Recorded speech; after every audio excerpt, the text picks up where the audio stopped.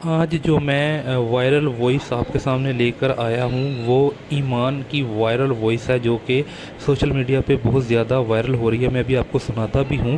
पहले बता दूँ कि उसमें ईमान ने ये कहा है कि मैंने अपने बेटे कीवान सुल्तान बट के लिए मन्नत मांगी थी शहज़ादे अली असगर के नाम की कि अगर जो उनसा है कीवान सुल्तान बट सही सलामत मेरे हाथ में आ गया तो मैं उनके नाम पे दूध के थैले बांटूंगी।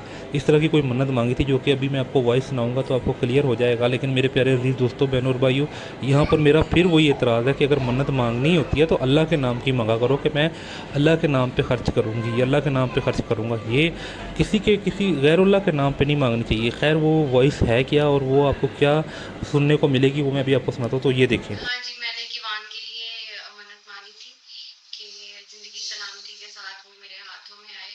तो मैं शहज़ादे अली असगर का जो है वो जिस तरह होता है वो दूध के पैकेट्स जो है वो डिस्ट्रीब्यूट करते हैं। तो मैं